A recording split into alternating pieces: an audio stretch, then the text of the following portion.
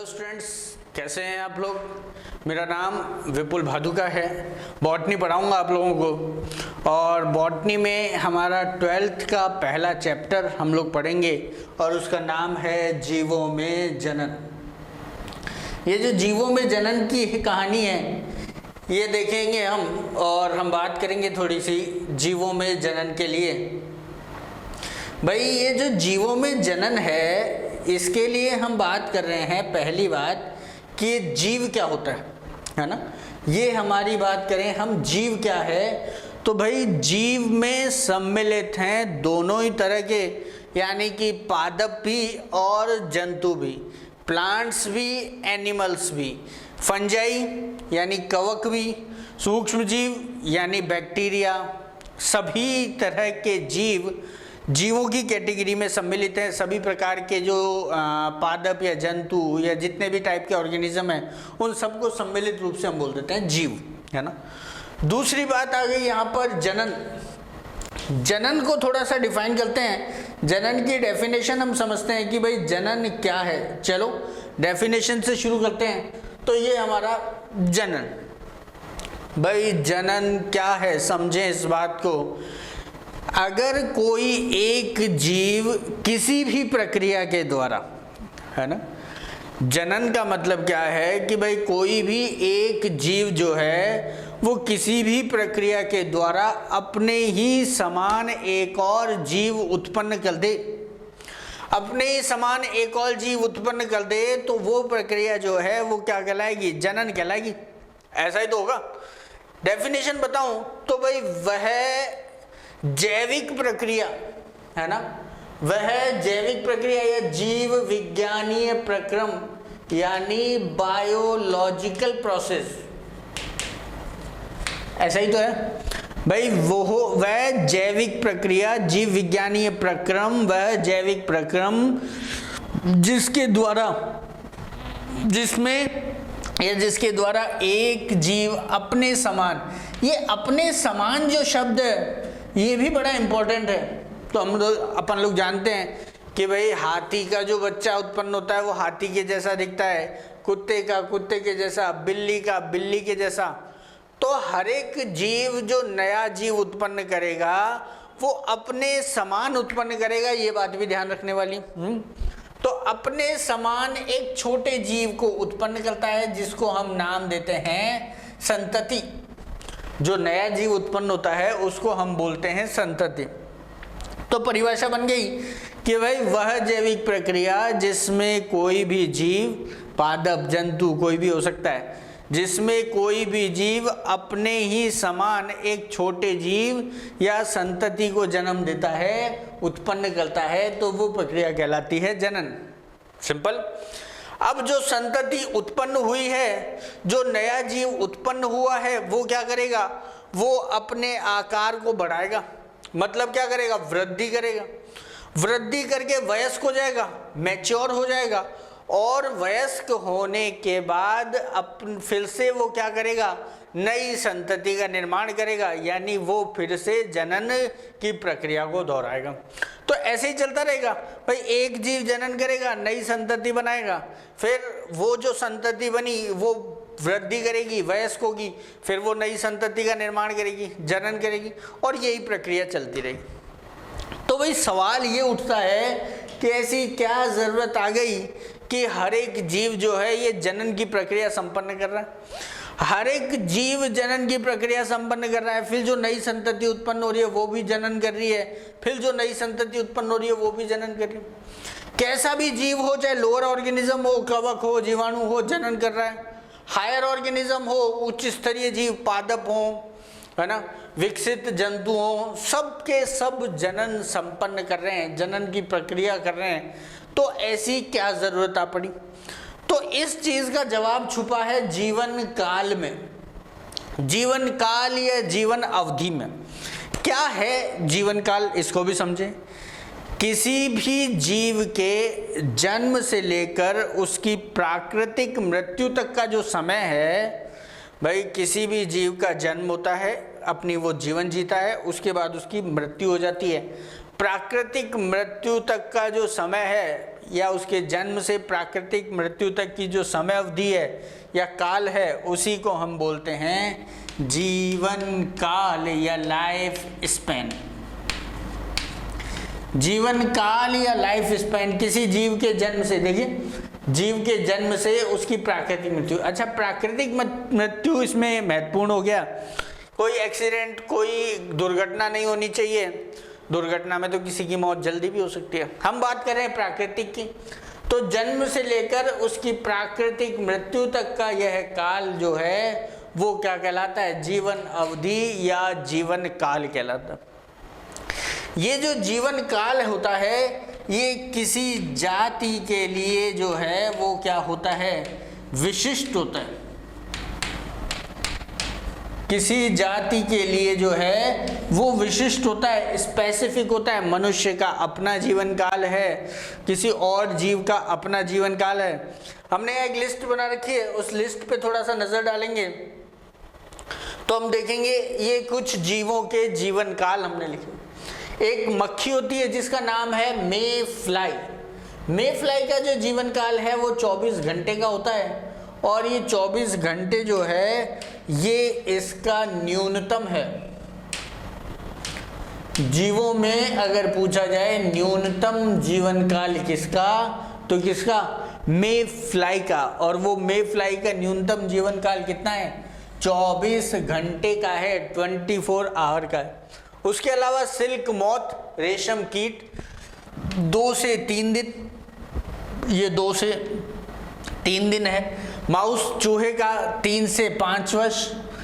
Humming bird एक पक्षी होता है 8 वर्ष लगभग। खरगोश लगभग 13 वर्ष। कुत्ता लगभग 20 से 30 वर्ष। घोड़ा, मनुष्य, हाथी, तोता, कछुआ, बैनियान ट्री बरगद का पेड़ 200, पीपल का पेड़ 2000 वर्ष। ठीक है, तो ये कुछ सारणी दी हुई है हमने। एनसीईआरटी में भी कुछ जीव दिए हुए हैं, कुछ उन्होंने खाली छोड़े हुए हैं, तो वहाँ भी आप देख सकते हैं और इसमें भी कुछ याद रख सकते हैं। मे फ्लाई याद रख लें, पीपल ट्री याद रख लें, बैनियान ट्री वगैरह याद रख लें, मानव, घोड़ा, ठीक है, तोता, तो कुछ बातें यहाँ याद रखने लायक हैं। आगे चलें।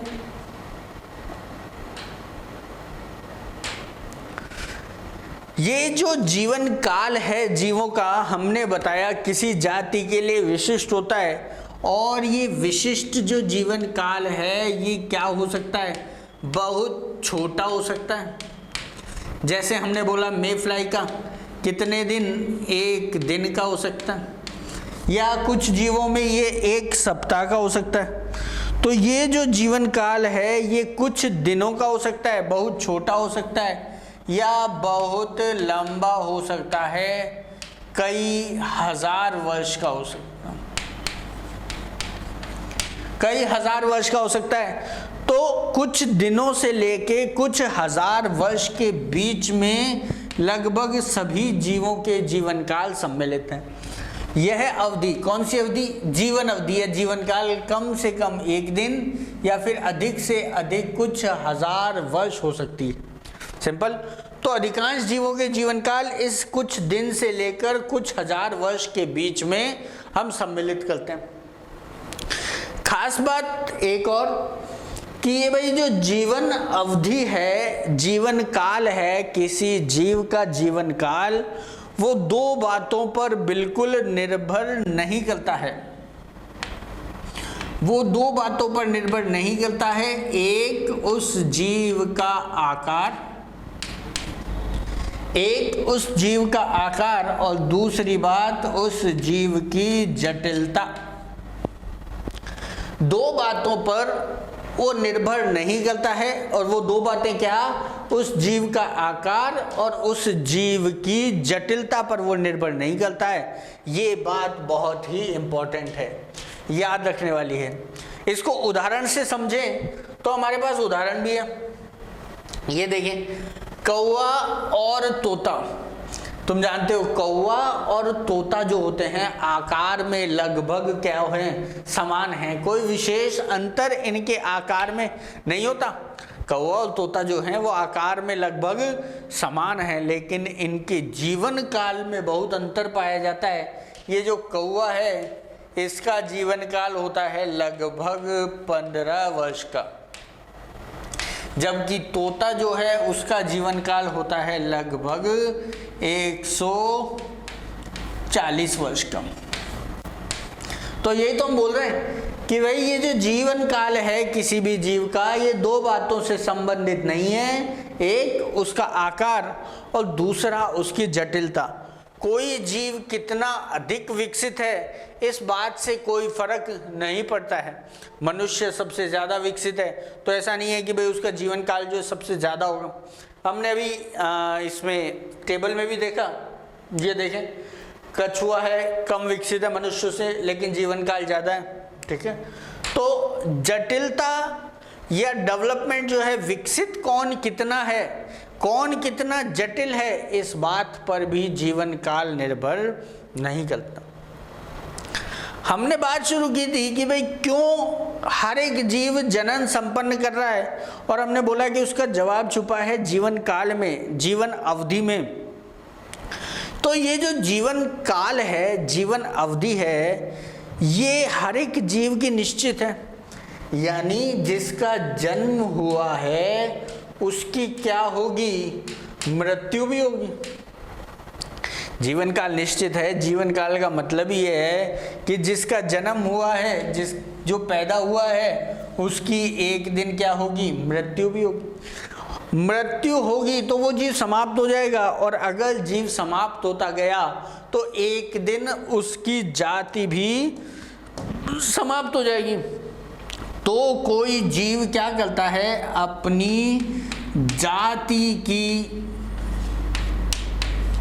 निरंतरता को बनाए रखने के लिए, किसको बनाए रखने के लिए, अपनी जाति की निरंतरता को बनाए रखने के लिए, अपनी स्पीशीज की कंटिन्यूटी को मेंटेन रखने के लिए, अपनी जाति की निरंतरता को बनाए रखने के लिए। भाई कोई जीव की जाति कब बनी रहेगी, जब वो नए जीव उत्पन्न करता रहे, क्योंकि मृत्यु होनी तो निश्चित है, और अगर सिर्फ मृत्यु हुई, नए जीव उत्पन्न नहीं हुए, तो एक दिन उसकी जाति समाप्त हो जाएगी। इसीलिए उस जाति की निरंतरता को बनाए रखने के लिए हर एक जीव जो है वो क्या संपन्न कर रहा है, जनन की प्रक्रिया संपन्न। क्लियर, इतनी बात समझ में आ रही है? चलो आगे चलते हैं। चलो, जैसे हमने आकार का नाम लिया तो एक और उदाहरण है आम का वृक्ष और पीपल का वृक्ष।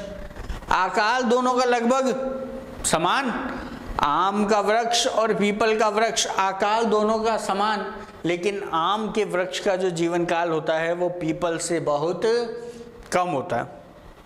सिंपल सी बात। अब देखें कि भाई किसी जीव की अवधि चाहे कितनी हो, उसकी मृत्यु जो है वो सुनिश्चित है। बोल ही चुके हैं हम लोग। इसका मतलब हम क्या बोल सकते हैं कि मृत्यु सुनिश्चित है, इसका मतलब कोई भी जीव अमर नहीं है। कोई भी जीव अमर नहीं है सिवाय किसको छोड़कर, एक कोशिकीय जीवों को छोड़कर। सिवाय किसको छोड़कर, एक कोशिकीय जीवों को छोड़कर केवल एक कोशिकीय जीव ही ऐसे हैं जिनको हम क्या मान सकते हैं, अमर मान सकते हैं। केवल एक कोशिकीय जीव ही ऐसे हैं जिनको कि हम अमर मान सकते हैं। और इनको अमर क्यों मान सकते हैं, इसका जवाब भी आगे हम देंगे। यहाँ भी देख लेते हैं कि भाई जैसे एक कोशिकीय जीव है हमारा अमीबा। अमीबा जब जनन संपन्न करेगा तो ये जो अमीबा की कोशिका है, एक कोशिका, ये विभाजित होगी और विभाजित होकर बना देगी दो नई कोशिकाएं। जब अमीबा विभाजित होगा तो बना देगी दो नई कोशिकाएं, और जब दो नई कोशिकाएं बन जाएंगी, अरे भाई जब दो नई कोशिकाएं बन गई तो यहाँ कोई पैतृक कोशिका शेष नहीं रहेगी। यहाँ कोई पैतृक कोशिका शेष नहीं रहेगी, और अगर कोई पैतृक कोशिका ही नहीं बची तो मृत्यु किसकी होगी। सही बात है। ये पैतृक कोशिका है, ये विभाजित हुई, दो पुत्री कोशिकाओं में बट गई। अब पैतृक कोशिका का कोई अस्तित्व बचा ही नहीं, और पैतृक कोशिका का अस्तित्व नहीं बचा तो मृत्यु भी संभव नहीं है, मृत्यु भी संभव नहीं है। इसलिए केवल एक कोशिकीय जीव हैं जिनको हम अमर मान सकते हैं, शेष जीवों की सभी की मृत्यु जो है वो सुनिश्चित। क्लियर, बात समझ में आ गई? तो ये हमने जीवन काल को समझा। अब हम जनन की बात कर रहे हैं, और जब भी कोई जीव जनन की प्रक्रिया संपन्न करेगा, जब भी कोई जीव जनन की प्रक्रिया संपन्न करेगा तो वो कुछ प्रक्रियाएं, कुछ लक्षण निश्चित रूप से दर्शाएगा, और उनको हम बोलते हैं जनन के आधारभूत लक्षण, या प्रजनन के आधारभूत लक्षण, या प्रजनन या जनन के बेसिक फीचर्स, है ना।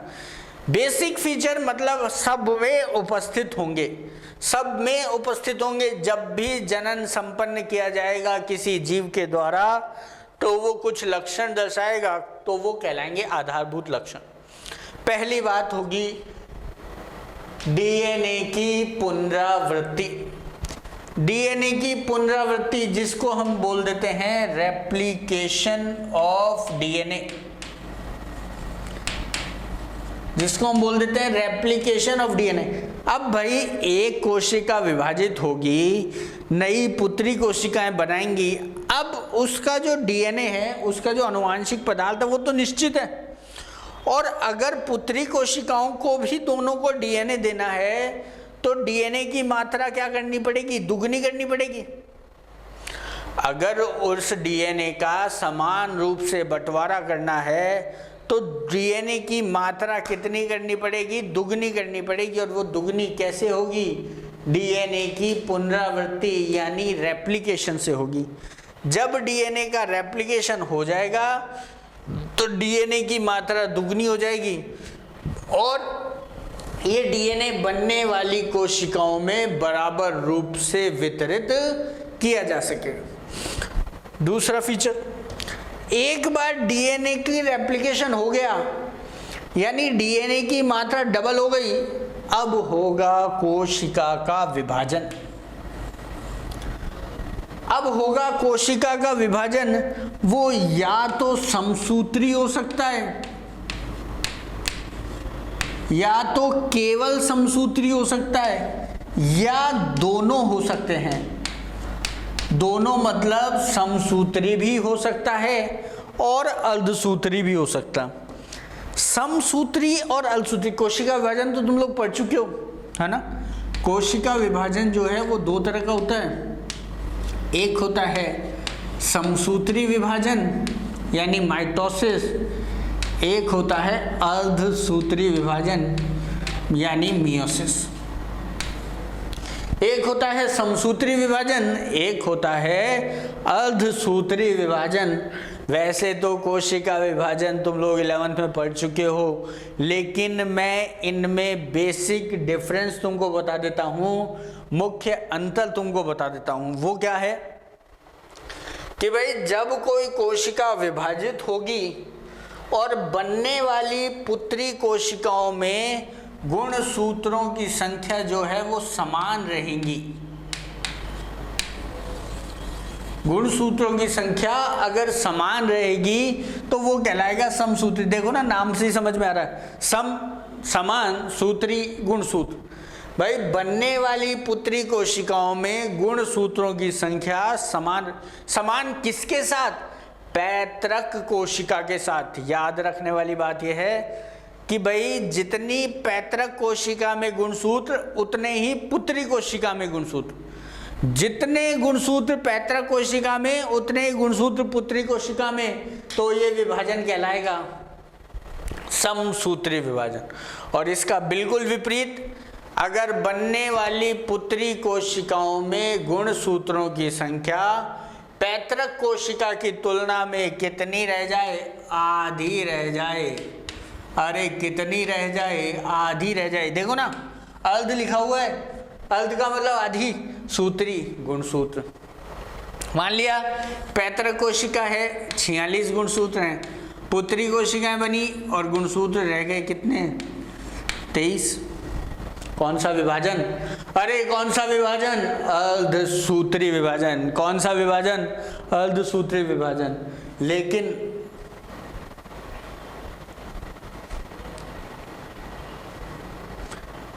ये देखो, बनने वाली कोशिकाओं में गुणसूत्रों की संख्या 46 और 46 समान, जितनी पैतृक कोशिका में उतनी ही पुत्री कोशिका में। विभाजन कौन सा? समसूत्री विभाजन। कौन सा विभाजन? समसूत्री विभाजन। जनन के आधारभूत लक्षण की बात कर रहे थे, और आधारभूत लक्षणों में दो हमने पढ़ लिए।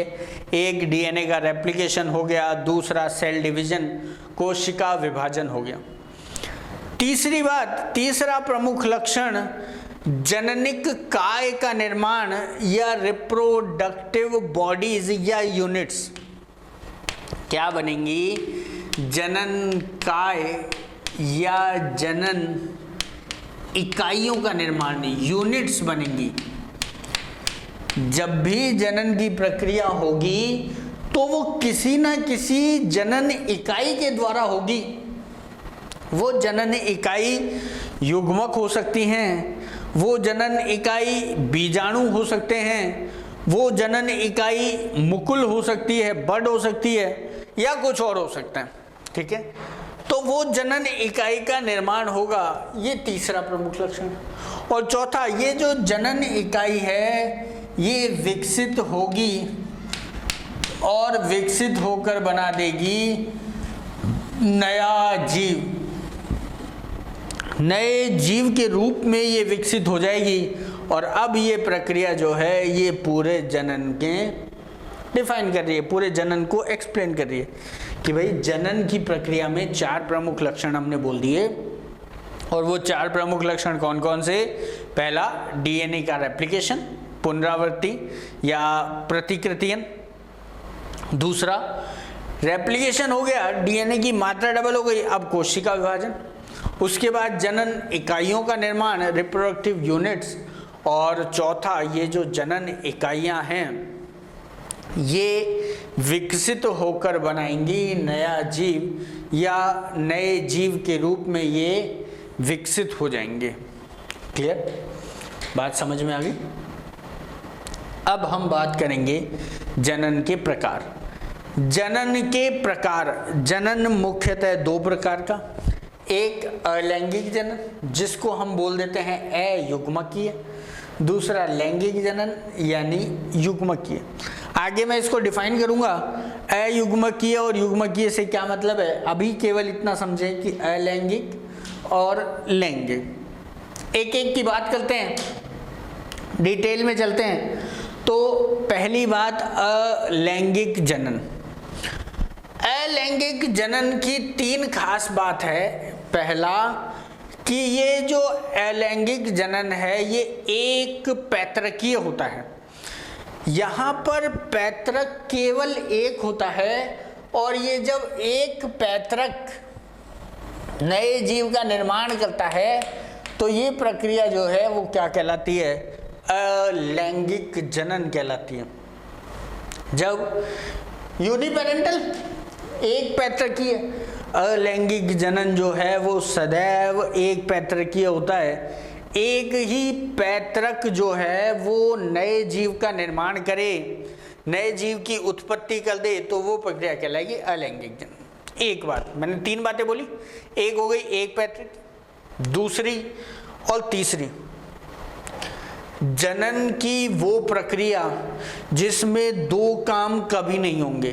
दो चीजें हमको कभी नहीं देखने को मिलेंगी। एक अर्धसूत्री विभाजन, एक अर्धसूत्री विभाजन, और दूसरा युग्मकों का संलयन।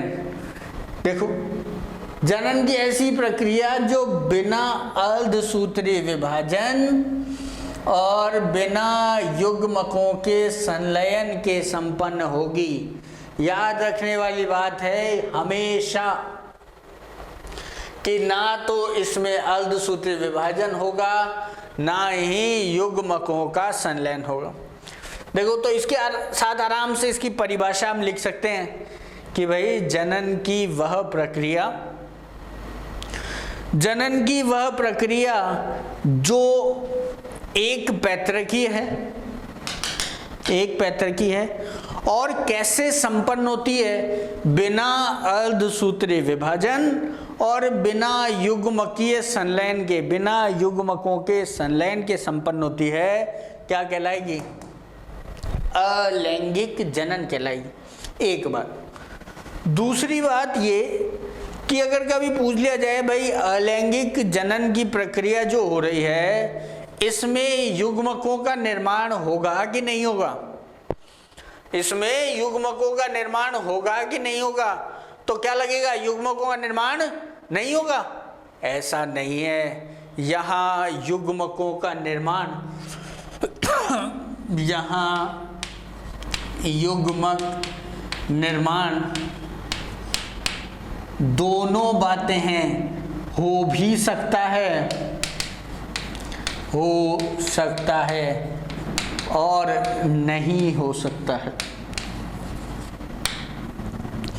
युग्मकों का निर्माण जो है वो हो भी सकता है और नहीं भी हो सकता है, कभी कभी होगा कभी नहीं होगा, लेकिन लेकिन लेकिन इन युग्मकों का संलयन, इन युग्मकों का संलयन कभी नहीं, कभी नहीं, कभी नहीं। ये एकदम याद रखने वाली बात है कि इन युग्मकों का जो संलयन है वो कभी नहीं होगा।